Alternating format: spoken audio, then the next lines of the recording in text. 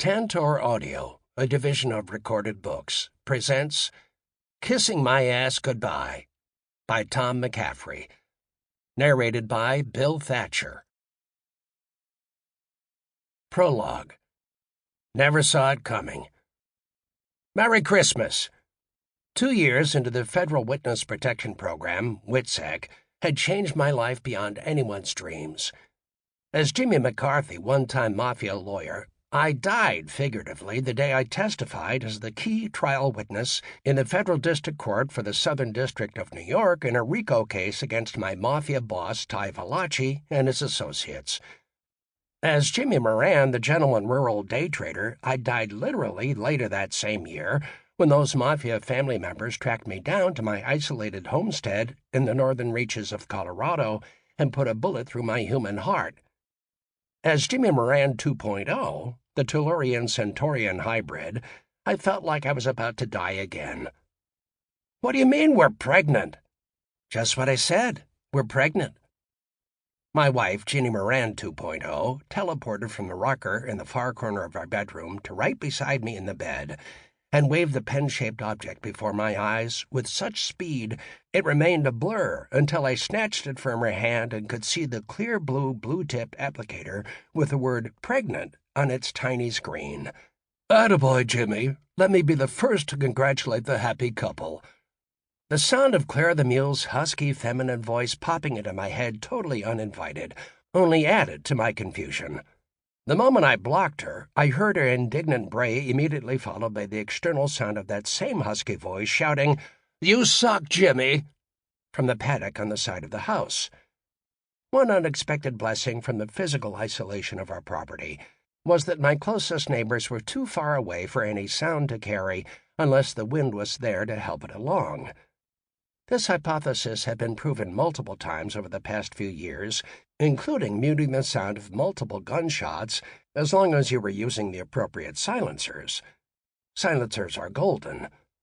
Of course, I was immediately reminded that distance was no barrier for telepathic communication when the tall blonde beauty, the Centaurian Michelle 5.0, who, with her husband Everett, were our closest neighbors in Berthoud, Colorado, appeared sitting on the edge of our bed, snatched the small blue wand from my hand, and glanced at its tiny screen before I had a moment to object.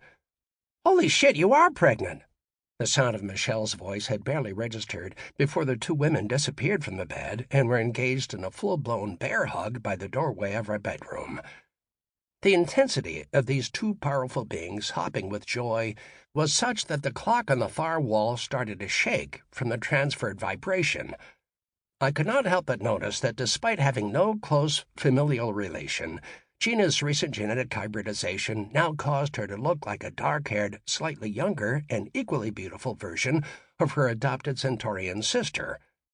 Gina was actually glowing. "Is this even possible?" I shouted to get their attention.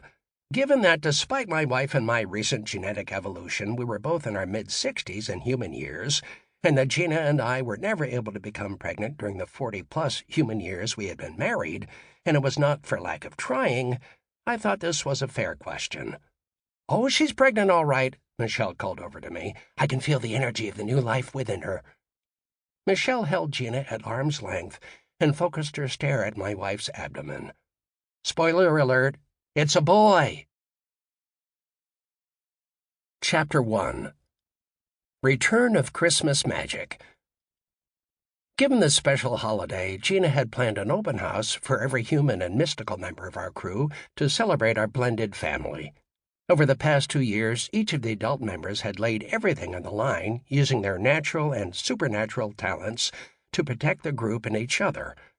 Using our respective talents, Lenny, Everett, Michelle, Helen, Bobby, Eddie, Gina, and I successfully vanquished a mafia hit team that had come to our new homestead seeking reprisal. Afterward, Michelle's extraterrestrial mate Everett and I had defended the choices we made during the heat of battle that bloody night on the far side of our galaxy. Even our newest adult acquisition, Whitey, had recently used his unforeseen gifts to protect the family from some of Earth's more natural predators. The two younger members of the group, the barely adult sisters Scarlett and Savannah, had made their contributions years before while they were just children, when, out of their abundance of love, they taught the equally young mule foal, Claire, how to vocally capitalize on her mythic genetic mutation. The remaining child of our group, Lucian, one of Claire's earliest confidants, generously shared the ranching skills he had been taught as the youngest child of his own rural family, no questions asked. And we had buried Mr. Rogers, Claire's true love. This family of discarded parts had been thrown together and assembled on the fly without instructions, and then forged in fire. It was now miraculously growing organically from within, and it was time to celebrate this season of giving. During my past life as the fallible mafia lawyer Jimmy McCarthy, before my recent life as the fallibly human Jimmy Moran, I had always resisted the urge to decorate for the Christmas holiday. Gina and I never really entertained at home, and there were no children in the house to enjoy the magic of the season. Back in New York, once my sister disappeared across the pond and the McCarthy brothers drifted apart, our only festive nod to Christmas was attending Ty Valachi's Black Tie Christmas Eve bash, along with hundreds of his closest friends and family. All who attended were showered with the best food and entertainment the mafia kingpin's illicit money could buy, but try as he might, Ty could not buy the magic that made the season special, given that his faux generosity was paid for over the course of the year through the blood and misery of others. But that never kept me from accepting the litigation bag full of Benjamins Ty gave me as my annual Christmas bonus, which helped to seed my overseas accounts, which the feds never found, and which continued to propagate my family's wealth even after Gina and I entered the Witness Protection Program. Gina had spent a healthy chunk of that money this year buying expensive, though tasteful, presents for everyone, including the dogs Maeve and Blue, and, of course, Claire.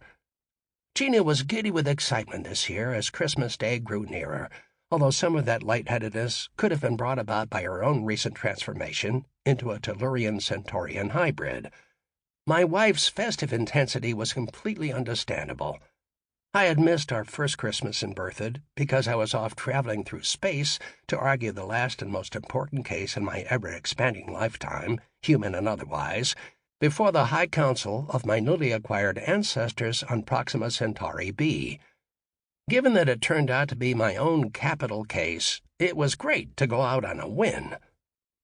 While our second Christmas found our blended family back together as a group, it remained understandably subdued due to the recent loss of Mr. Rogers and the unexpected difficulties imposed upon Gina and my personal relationship by the law of unintended consequences. Those difficulties tested the mettle of this family to its breaking point, but with the intercession of the group and the alien impulsiveness of Michelle, we survived it, and we were now the stronger for it.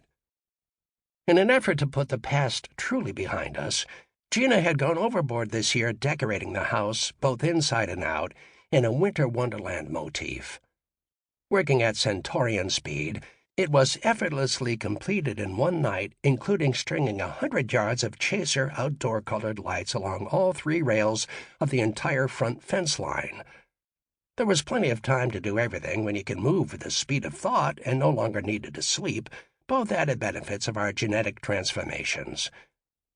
The overnight snow had blanketed the earth with a powdery confection that glistened like diamonds as we sipped our coffee and watched the sunrise over our handiwork along the front of our property.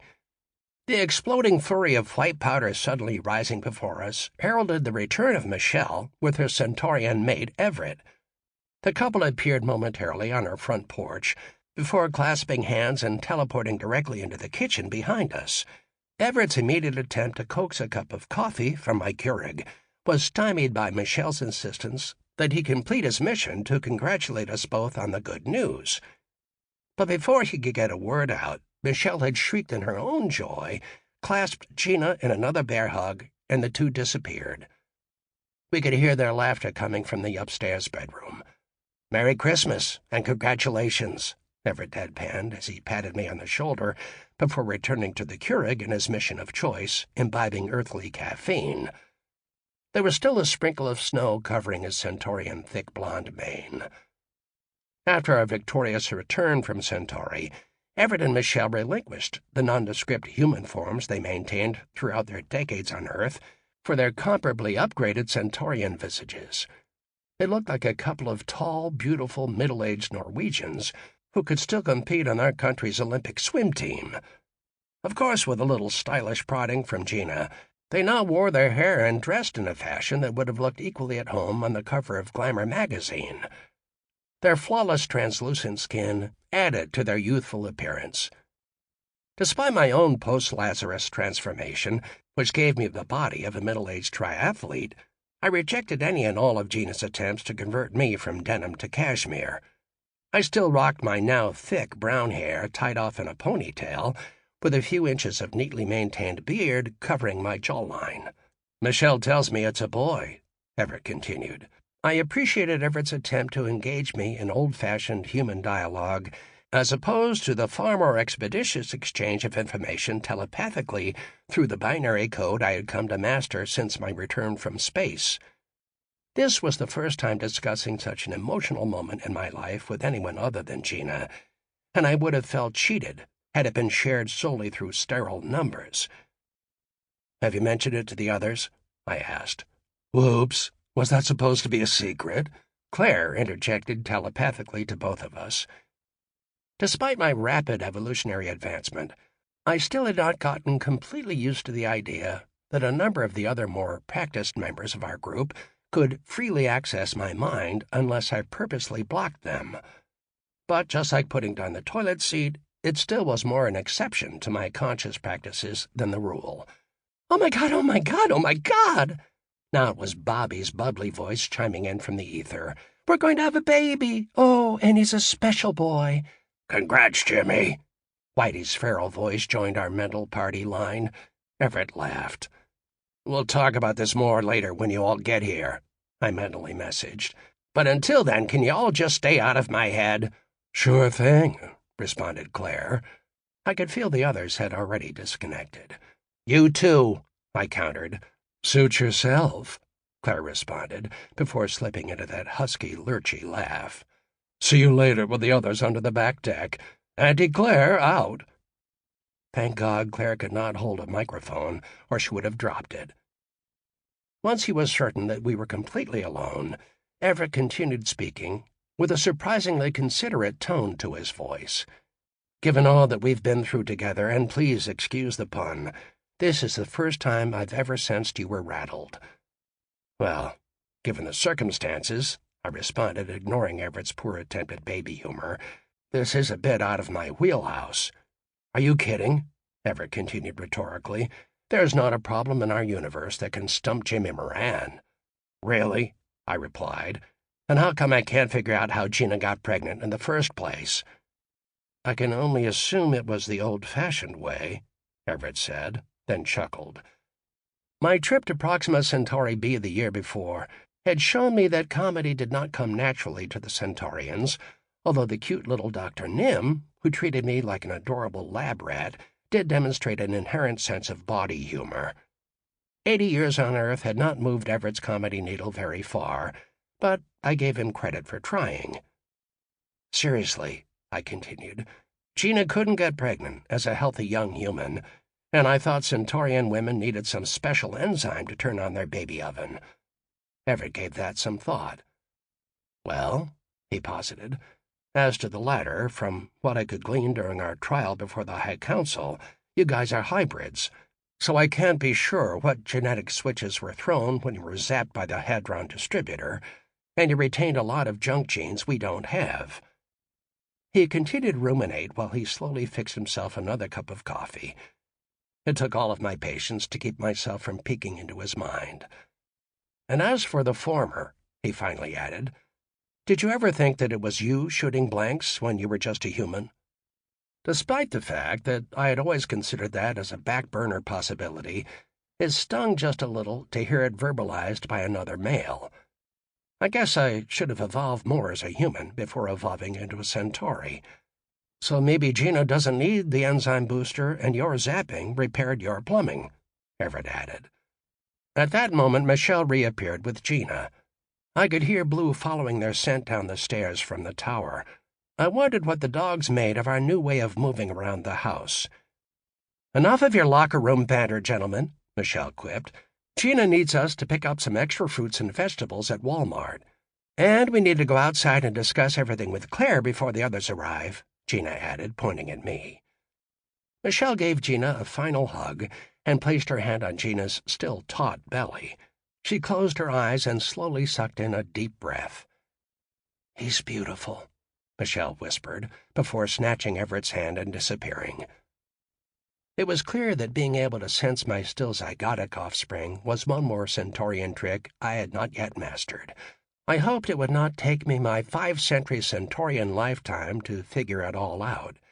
I received one more reminder that the males of any species were always a step behind their female counterparts, when, a moment later, Gina grabbed my hand, and we found ourselves transported to Claire's lair.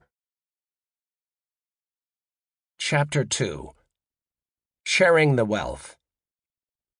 The small barn was empty, and we could see Claire's fresh tracks in the snow leading around the back of the barn and out of the side paddock.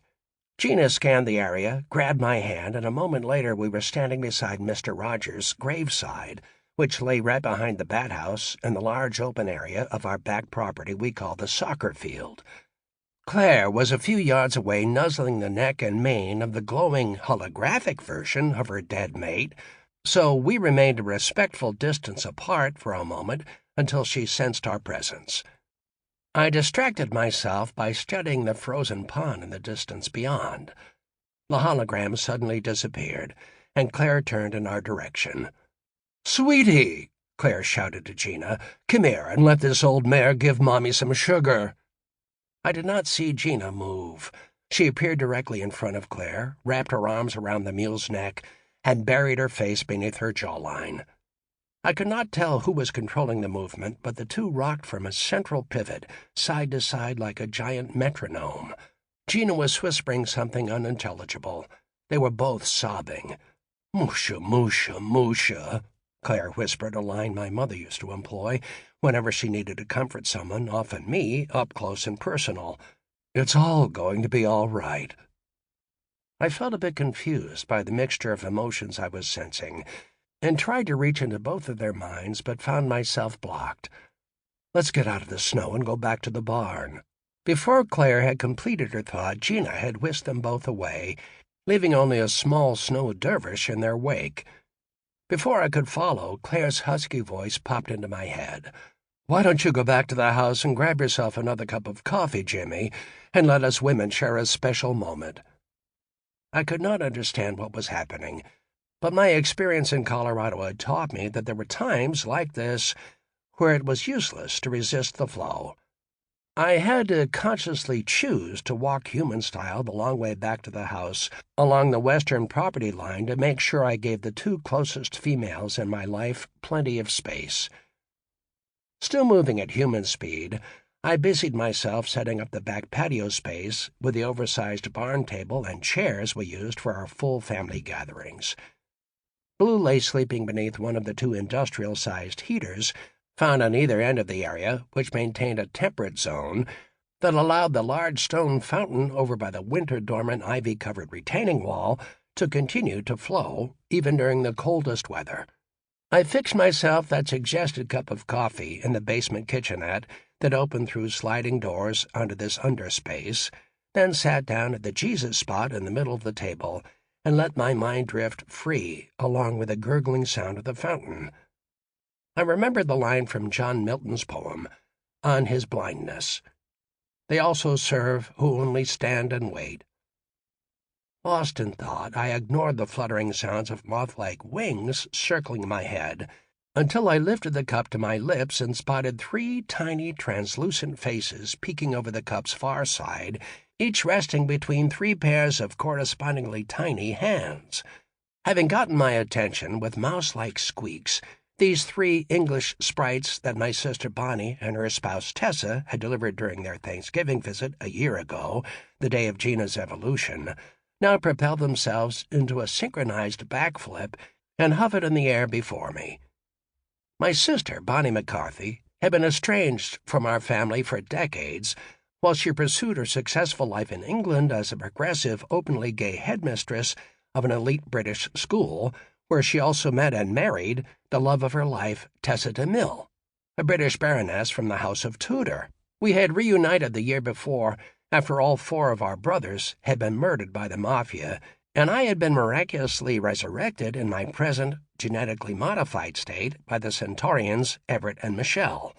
And it turned out that Bonnie's lesbian closet also contained her birthright as our family's Shenanigans, the custodian of our clan's oral history, and her anointment by her maternal grandmother as the protector of Dwina Shi, the last of the Tuat Dadanan, or, as we Yanks like to call them, the Fae. Bonnie's magic, including her own telepathic abilities, had been handed down through the family's female bloodline from time immemorial. When Nana Burke crossed the veil, she passed her mystical baton to the eldest female worthy of her powers. Bonnie fit the bill. The fairy godmothers, as I like to call them, had stayed with us for 10 days over the recent Thanksgiving holiday, an odd event back in England. So they remained across the pond and were hosting a group of Tessa's close Oxbridge friends over the Christmas holiday at their magical country estate in Salisbury. I've always been terrible remembering simple human names, so remembering the names for the 3 sprites, Alike, Brentisa, and Syrah, was out of the question. They were immediately relegated to the acronym ABC and quickly adapted to responding accordingly. And while I had failed to master the chirping sprite dialect, they understood English perfectly, these particular 3 having graced the British countryside since before Chaucer wrote his opening line of the Canterbury Tales, "Wantota prela with a shorra sut," in Middle English. They looked great for their age. "Okay," I said, placing the coffee cup down on the table and extending my open palm. "I have a very important message for you to carry to Bonnie and Tessa."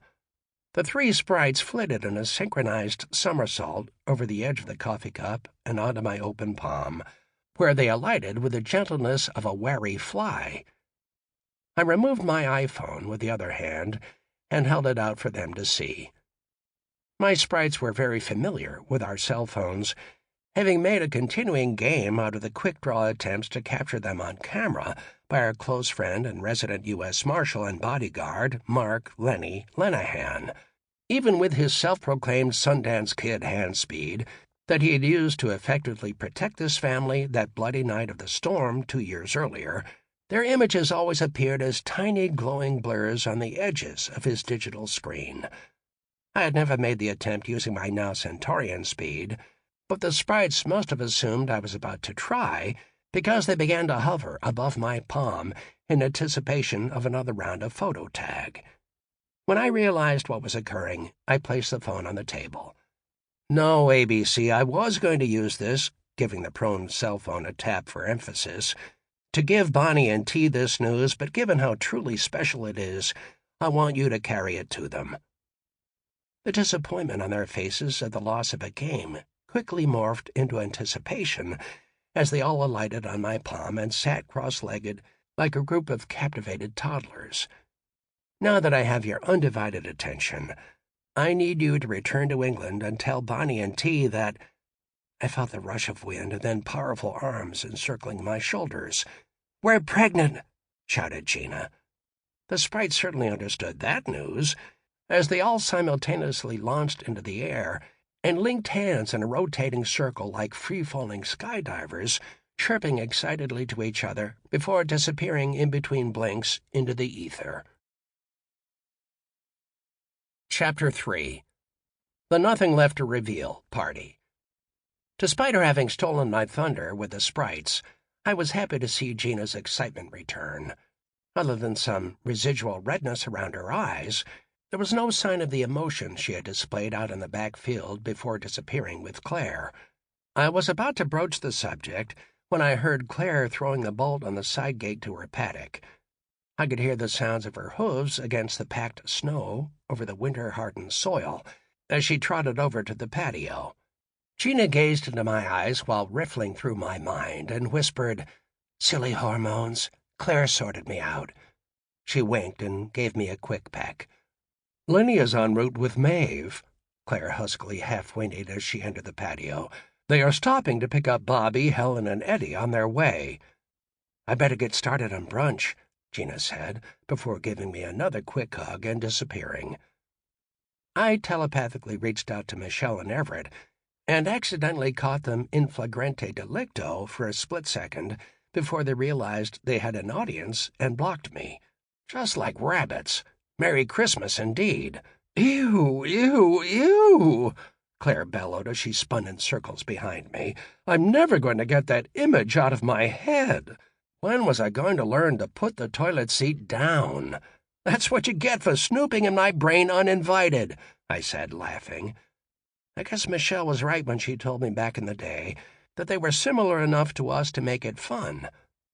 I felt a sudden flush of embarrassment rise up my neckline and onto my cheeks. It was like catching your parents at it. A sudden feral howl could be heard in the distance from the direction of the front property, and Blue leaped to her feet and rushed off in its direction. A moment later, Blue returned, followed by the oversized human form of Whitey Fronsdahl, carrying an equally oversized load of Christmas-wrapped presents in his muscular arms. "For the youngsters," Whitey declared, holding the packages out for inspection. With his luminescent white locks and beard, it was not hard to imagine Whitey playing the role of St. Nick, although he would need to put quite a few pounds on his powerlifter build. One of the boxes for the presents was long and sleek. Whitey noticed my observation and responded telepathically. "What? It's for Lucian. He is 10 now, old enough for his own Ruger 10-22, and I promised I would take him shooting at Lenny's firing range." Scarlett, Savannah, and Lucian were spending Christmas with their respective blood families, but were going to come by on Boxing Day for a meal with their family of misfits. Gina could not wait to spoil them with a truckload of presents she had been hiding in the basement storage area. Thank God they each remained completely human, so we only had to prevent their figuring things out using their 5 senses. Our resident psychic witch, Bobby Angelini, had promised the 2 young ladies, both college students in their 20s, to teach them the craft whenever they were ready. But I was happy they had thus far declined.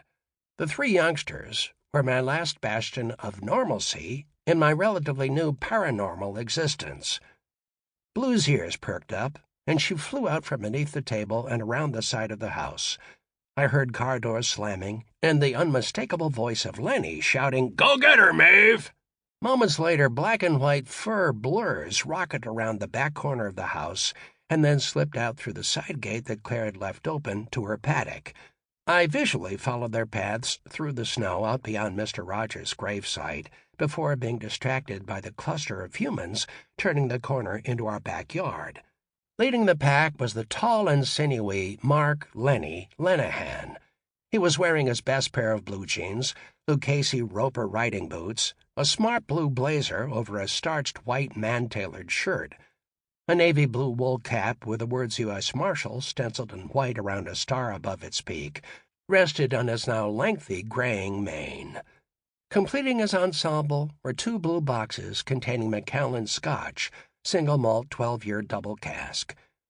Directly behind Lenny appeared Helen Lelusis, the Greek proprietress of hygiene's most famous eatery, the Oracle of Pythia. She was dressed in a personally tailored navy-colored Emily Meyer suit, with a cashmere pink scarf loosely tied around her neck, sported her own pair of Lucchese boots, and wore her thick blonde hair cut close and away from her androgynous face, which had just the hint of primer. Matching single-carat solitaires, glistening in the winter sun, graced each of her olive-toned earlobes. She was carrying a large bottle of Idonico Tsipuro, a Greek liqueur. Beside Helen floated Bobby Angelini, our resident psychic witch, dressed in a draping, form-fitting black-knitted gown, whose extended hemline brushed gently along the top of the snow. The alabaster skin of her exposed face matched the winter powder in purity and brightness, and was smartly accented by just enough rouge, mascara, and eyeliner to identify her as the more feminine of the couple. Her jet-black hair cascaded over her shoulders, which were wrapped in a long onyx-colored cashmere stole. Bobby's right arm was entwined in tandem with Helen's left. Following up the rear appeared the slight but fit form of Eddie Angelini, ex-Army Ranger and Bobby's older brother, who now lived with Bobby and Helen and worked as the head chef. Sample complete. Ready to continue?